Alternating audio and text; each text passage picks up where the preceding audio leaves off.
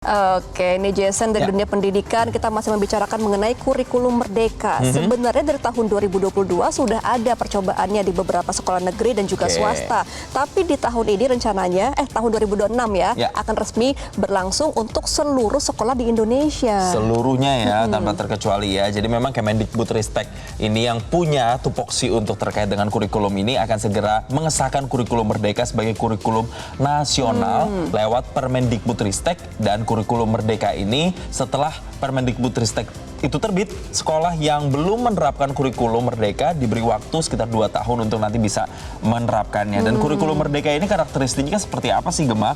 Ya secara sederhana, intinya kurikulum ini nanti berfokusnya pada pengembangan soft skill, kemudian karakter, terus juga fokus pada materi esensial dan pembelajaran yang lebih fleksibel. Oke, jadi sebenarnya akan mengikuti perkembangan setiap murid begitu ya. Jadi bukan kita pelajarannya ini disamakan semua, tapi akan mengikuti bagaimana perkembangan setiap individu ya rencananya. Betul. Nah, mereka juga akan tetap akan masih menggunakan kurikulum 2013, yaitu bisa bertahap berubah menjadi kurikulum merdeka.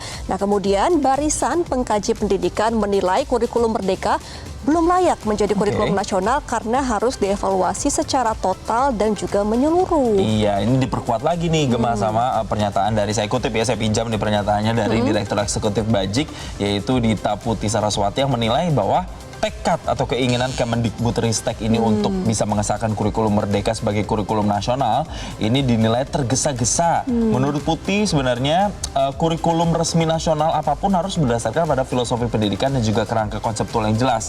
Sementara ini menurut Bajik, kerangka konseptual ini harus tertuang dalam naskah akademik. Tapi naskah akademiknya itu belum tertuang atau belum dibuat begitu, sehingga tidak ada landasan secara akademisnya dan membuatnya akan sulit untuk memahami apa yang menjadi dasar pemikiran dari kurikulum merdeka ini. Iya, nah kemudian perubahan kurikulum juga adalah siklus normal tadi seperti dibilang ya. Terjadi di banyak negara sebenarnya, nggak cuma di Indonesia doang. Nah, data baru dari Organization for Economic Cooperation and Development menyebut negara-negara top performers yang terkenal dengan sistem pendidikannya juga memiliki siklus rutin kurikulum nih, seperti di Jepang, ada Finlandia.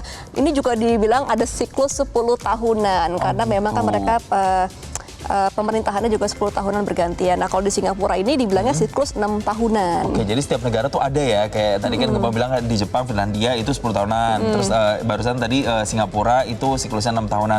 Ada lagi nih, di Kanada itu juga ada siklus 7 tahunan. Nah, kenapa sih negara-negara yang dikatakan Gemma tadi top performers itu punya siklus seperti ini atau perubahan kurikulum di setiap periode waktu tertentu? Karena memang siklus ini sejatinya memang diperlukan nih Gemma untuk bisa mengkaji kembali kurikulum yang digunakan sebagai dasar untuk menilai nantinya apakah kurikulum ini masih relevan atau tidak untuk kemudian diterapkan kepada anak-anak atau peserta didik. Karena memang untuk bisa menentukan kurikulum itu banyak sekali indikatornya dan juga disesuaikan dengan banyak sekali hal dan pertimbangannya banyak. Nah, di Indonesia sendiri nih Jason pernah menerapkan kurikulum berbasis rencana pembelajaran di tahun 1947, 1992 dan juga 1994 hingga 1968. Kurikulum ini berbasis pada patriotisme dan juga nasionalisme karena waktu Indonesia baru merdeka ya. Oke, jadi memang fokusnya ke sana begitu ya, itu di masa Orde Lama tuh kayaknya ya.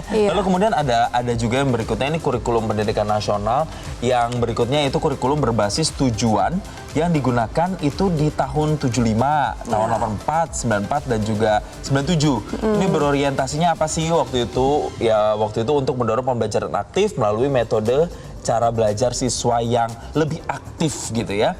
Terus kemudian ada berikutnya lagi nih, berkembang lagi, ada lagi kurikulum berbasis kompetensi yang digunakan. Ini yang sebelum kurikulum merdeka, mulai dari tahun 2004, kemudian berkembang lagi 2006 hingga tahun 2013, yang fokusnya atau orientasinya adalah memastikan siswa memiliki tingkat kompetensi tertentu. Iya, kemudian baru masuk ke kurikulum merdeka yang mulai digunakan di tahun 2022 yang fokus pada literasi, numerasi, dan juga pendidikan karakter. Nah, faktor penyebab berganti kurikulum adalah faktor sosiopolitik global, ada juga penguatan ideologi negara serta kebijakan dan arah pembangunan pemerintah, dinamika di masyarakat.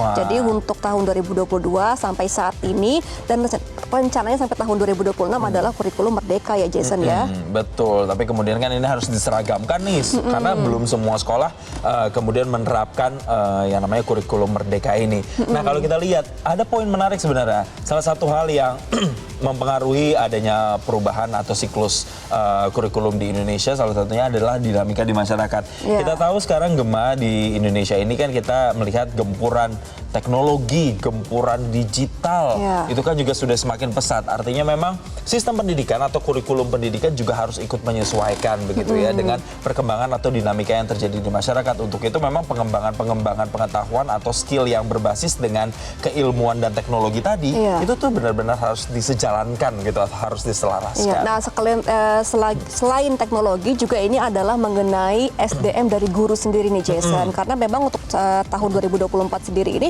memang sebenarnya kuota untuk guru PPPK ini sudah banyak, tetapi banyak yang belum lulus. Nah, kalaupun sudah lulus dari honorer ke PPPK, tapi masih banyak guru-guru yang belum mendapatkan sekolah untuk mereka mengajar. Jadi memang sebenarnya sistem yang harus dibenahi terlebih dahulu mungkin adalah bagaimana pembagian guru-guru ini ya dari setiap sekolah di Indonesia, karena memang distribusinya ini masih belum merata ke seluruh Indonesia. Oke, benar juga sih kalau kita lihat ya dari sekolah dari Sabang sampai Merauke, terutama mungkin buat mereka-mereka yang saat ini tinggal di wilayah 3T ya. Ketersediaan SDM untuk mengajar, untuk guru itu juga masih sangat terbatas begitu ya, sangat minim begitu. Sehingga memang sokongannya juga ketika harus dihadapkan dengan tantangan kurikulum yang baru seperti ini, modelnya seperti ini, itu link and match-nya juga jadi tantangan tersendiri ya Gema ya. Memang pro dan kontra ya. Memang kalau pro-nya ini di kurikulum merdeka adalah memang kita guru-guru ini bisa menyesuaikan pengajarannya kepada anak murid. Jadi nggak perlu dipaksakan, semuanya harus seragam belajarnya. Jadi masing-masing skill akan dilihat dan juga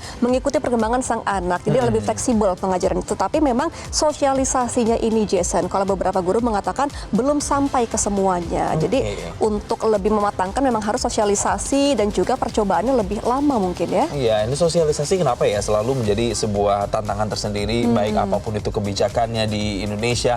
Dan kita juga melihat bahwa sebenarnya kan tujuannya memang bagus untuk kurikulum yang merdeka ini membuat para peserta didik itu menstimulasi mereka untuk mengeluarkan apa sih sebenarnya bakat dan minat mereka dan kemampuan soft mereka. Skills ya. Soft skillnya mereka sebenarnya bagus, cuman itu tadi kalau menurut Bajik tadi naskah akademiknya atau bahasa kasarnya tuh mungkin adalah SOP-nya atau kerangkanya itu masih belum jelas. Jadi harus dibikin dulu goals-nya seperti apa, kerangkanya seperti apa supaya efektivitas dari programnya nanti benar-benar bisa terukur. Nah, coba kita akan melihat nih Jason bagaimana pendapat para teman-teman mengenai kurikulum merdeka ini. Jadi dari aplikasi X, dari @insub yang mengatakan pusing banget jadi guru, udahlah gaji kecil, kurikulum terus, sistematikanya ribet dah lah. Tuh kan benernya sosialisasi belum rata nih, karena mereka masih belum mengetahui seperti apa ini penerapannya. Iya, ini bahasa kasarnya belum genah gitu ya mereka, terutama juga para guru-gurunya juga harus kayak adjust terus, harus menyesuaikan terus gitu ya. Kemudian ada Ikhwanu, wahai guru sayangi dirimu sendiri, nggak usah terlalu dipikirin harus 100% sempurna di kerjaan itu. Manusia bikin keliru, it's okay, love yourself. Wah ini semangat untuk teman-teman guru kayaknya ya. Bahasa afirmasinya bagus sekali loh. Jadi memang guru kan memang pahlawan tanpa jasa ini Jason ya. Jadi harus lebih diperjuangkan hak-haknya. Kemudian dari @lumik mengatakan apapun kebijakannya please jangan memberatkan baik guru maupun siswa. Memang tujuannya sih memang untuk memajukan siswa ya. Jadi kita akan nantikan nih selama percobaan sampai tahun 2026, 2 tahun ke depan ya. Nah, seperti apa ya, jangan memberatkan, justru harusnya lebih mengeksplorasi begitu ya. Dan kemudian dari @22 sekian, buset, gue entah ganti kurikulum mulu, gurunya pusing, muridnya bingung, mau jadi apalah negeri ini katanya gitu. Ya pelan-pelan kok nanti dicobanya ya. Ada 2 tahun dari tahun 2022 sampai tahun 2026. Ya ada 4 tahun kurang lebih percobaannya. Kemudian dari @seredi mengatakan apapun itu jangan sampai bikin guru kewalahan dan kurang istirahat. Nah ini SDM sepertinya masih kurang kalau kurang istirahat ya Jason. Betul ya, jadi memang yang harus soroti juga adalah selain masalah gurunya, SDM-nya, pola pengajarannya, kemudian juga infrastruktur pendukungnya ini sudah mencukupi belum kalau misalnya kita mau beralih ke pola kurikulum yang baru atau kurikulum merdeka seperti yang dicanangkan oleh Kemendikbudristek ini. Tapi selain komentar-komentar warganet tadi, kita juga sudah blast polling ya Gema ya. Apa sih pertanyaan di polling tadi siang? Coba kita bacain ya.